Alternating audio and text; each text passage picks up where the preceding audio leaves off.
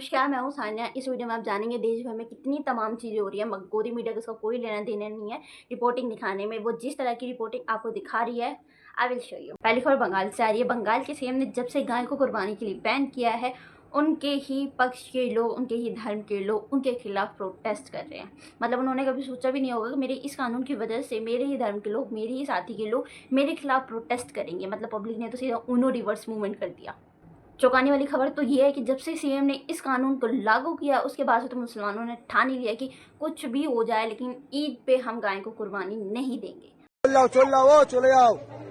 চলে যাও বেকার থাকো নি যাও চলে যাও বেকার তোমাদের মাথা তুমি নিয়ে চলে যাও বেকার এখানে আনুনি এটা কুরবানির হাট এখানে যে কিনবে সে কাটার জন্য কিনবে তাই তোমাদের মাথা তুমি কাটার জন্য এখানে এটা কাটার জায়গা এখানে কিনলে সে কাটবে। मतलब उन्होंने माथे पे छपवा लिया है कि कुछ भी हो जाए इस साल या अगले कितने भी साल हम गाय को कुर्बानी नहीं देंगे। आपकी कानून हमारे सर आंखों पर। बंगाल के ही मौलाना एमडी शफीक ने सारे मुसलमानों को कहा है कि कोई भी गाय को नहीं खरीदेगा।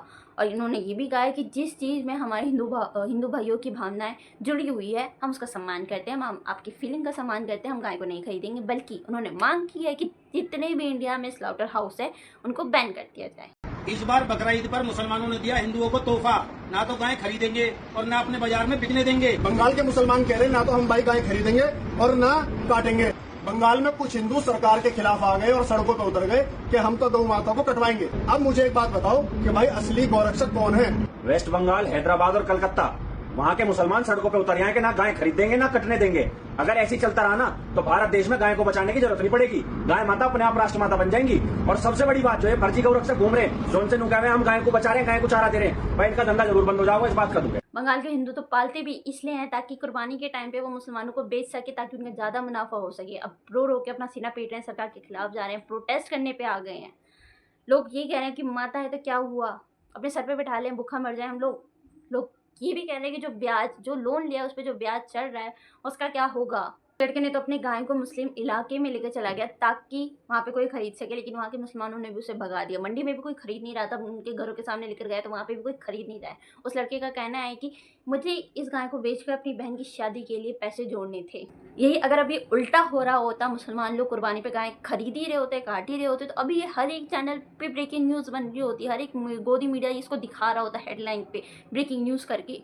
लेकिन नहीं, इस साल लेकिन मुसलमानों ने ऐसा कुछ भी नहीं किया है। बल्कि उन्होंने तो डिमांड रखी है कि गाय को राष्ट्रीय पशु डिक्लेयर कर दिया जाए। लेकिन गोदी मीडिया इसको तो दिखाएगा नहीं, क्योंकि नफरत की बात है ही नहीं, ये तो इंसानियत की बात है, ये तो प्यार की बात है। उन्होंने तो इंसानियत दिखा दिया है, ये वो कैसे दिखाते? उनको तो सिर्फ नफरत दिखाना आता है, तो वो दिखाएंगे नहीं इस चीज़ को।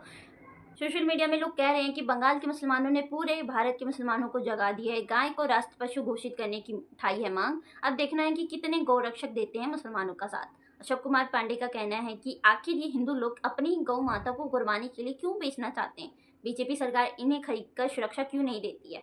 बकरियां खरीदने वाले जैन साहब कहाँ गए? अगली खबर आ रही है कॉकरोच जनता पार्टी से। कॉकरोच जनता पार्टी ने 4 दिन के अंदर 8 मिलियन से भी ज़्यादा फॉलोअर्स गेन कर लिए हैं। मैं एक और चीज़ बताना चाहूँगी कि जो कॉकरोच जनता पार्टी है, उनके followers so called Modi ji और राघव चड्ढा जी जैसे फेक फॉलोअर्स नहीं हैं।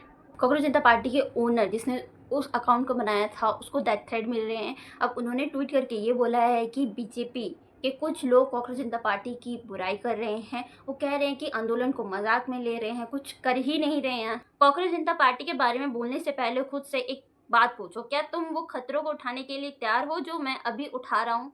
अभिजीत ने ये भी कहा है कि जो कॉकरोच जनता पार्टी का एक्स अकाउंट था, इन्होंने वो पहले ही उड़ा दिया है। लोग ये भी कह रहे हैं कि नेताओं ने मजाक समझा था, युवाओं ने उसे आंदोलन बना दिया। भारती जी कह रही है कि बेरोजगारी की मार से कॉकरोच बहुत भूखा था, अब कमल के फूल को खाकर ही दम लेगा।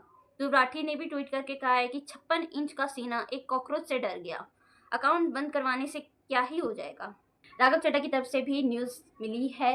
आम आदमी पार्टी को छोड़कर जब बीजेपी ज्वाइन किया था इन्होंने, तब आपको भी याद होगा कितने सारे मीम बने थे राघव चड्ढा के खिलाफ। चड्ढा को अपनी बेइज्जती सही नहीं जा रही है।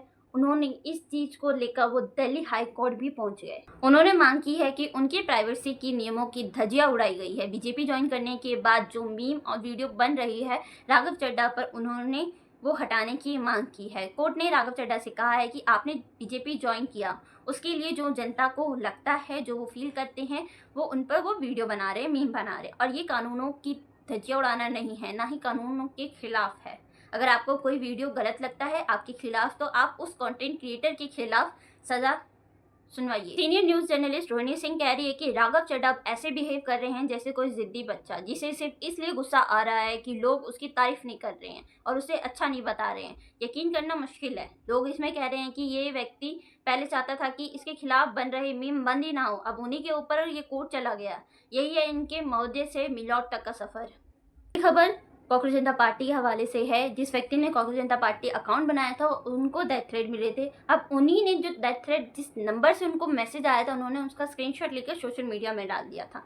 अब धमकी वाले व्यक्ति ने वो चीज़ देखकर उन्होंने दोबारा कांग्रेस जनता पार्टी के ओनर को वीडियो बना के भेजा है। उस व्यक्ति ने कहा है कि मेरा नंबर तो लीक कर रहा है, मुझे इससे कोई फ़र्क नहीं पड़ रहा है, लेकिन तेरी सारी डिटेल्स मेरे पास है, तेरे माँ बाप के बारे में, तू क्या करता है, तू कहाँ जाता है, सब कुछ मुझे ऑलरेडी पता है। तो तू या तो बीजेपी ज्वाइन कर ले या तो तू समझ जा कि आगे क्या होने वाला है। भाई तेरी माँ का भोसड़ा साले अभिजीत, तू मेरा नंबर वायरल कर रहा है भोसड़ी के। तेरे को क्या लग रहा है भाई? मैं चेहरा भी दिखा दिया, ठीक है? तू क्या कर लेगा भाई? मैं तुझे अभी भी बोल रहा हूँ, तेरे पास टाइम है, बीजेपी में आ जा, तेरी जरूरत है। ये फालतू की बकचोदी मत, कुछ नहीं होने वाला भाई। ये सीजेपी से कुछ नहीं होने वाला है, फालतू की बकचोदी है, ठीक है? और जैसे ही कॉकरोच हमारे पैरों में दब जाते हैं ना, जैसे ही कॉकरोच हमारे पैर में दब जाते हैं ना आधी रात को किचन में, वैसे ही ये कॉकरोचेस भी दब जाएंगे तेरे। इससे अच्छा भाई तू है ना, इन बच्चों से कुछ अच्छा काम करवा ले, इससे अच्छा, ठीक है? ये ज्यादा बेनिफिशियल रहेगा तेरे लिए। बाकी तू कहाँ रहता है, तेरे मम्मी पापा कहाँ रहते हैं, सब पता है हमें। और तेरे सिबलिंग्स कहाँ है, तू कब यूएस से गया था, तेरा घर कहाँ पे है, तेरा न्यू +1 वाला फोन नंबर कौन सा है, सब पता है भाई।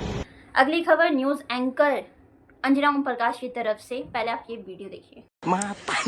केंद्रीय वाणिज्य मंत्री पीयूष गोयल के मुताबिक साल 2013-14 में भारत ने 49,068 करोड़ रुपए की टॉफियां निर्यात की थी। आज ही उन्होंने ये मेलेडी से आई तूफान के इर्द गिर्द एक पोस्ट किया और उसमें ये जानकारी दी। अब भारत हर साल 132 करोड़ रुपए की टॉफियां निर्यात करता है, जो यूपीए सरकार से 166% ज्यादा है, ऐसा उन्होंने क्लेम किया। भारत में टॉफियों का मार्केट $2.06 बिलियन यानी करीब 20,000 करोड़ रुपए का।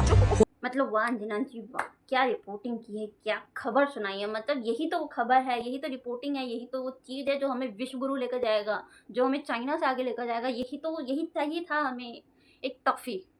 मतलब सीरियसली आप एक वो चैनल हो जो इंडिया में सबसे ज़्यादा देखने वाला है, इंडिया न्यूज़ चैनल में टॉप 1 पे आता है, ये पूरा इंडिया देख रहा है आपको, और आप एक टॉफी की न्यूज़ दिखा रहे हैं।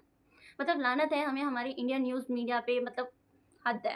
मेरे पास अल्फाज नहीं है, क्या ही बोलूँ मैं इनको, क्या ही बोल सकते हैं हम। देश भर में इतनी सारी चीज़ें हो रही है, बुलडोज़र अटैक हुआ है, पेपर लीक हुआ है, दंगे हो रहे हैं, करप्शन बढ़ रहा है, लेकिन इनको एक टॉफ़ी की रिपोर्टिंग दिखानी है। कभी ये खाने पीने की रिपोर्टिंग दिखा देती है कि कैसे एक बर्गर अपने दोस्त से छीन कर खाने में मज़ा आता है, कभी 56 इंच का सीना, तो कभी ये टॉफ़ी। मतलब इंडिया में न्यूज़ सब कुछ सही हो गया क्या, सब कुछ बढ़िया हो गया है क्या, जो आपके पास खबर ही नहीं है, आपके पास रिपोर्टिंग के लिए, सुनाने के लिए कुछ है ही नहीं। माना कि आप गोदी मीडिया हो, लेकिन ये भी कोई हद तक बात नहीं है ना कि आप एक टॉफ़ी की रिपोर्टिंग करें। Such a shameless reporting to ever.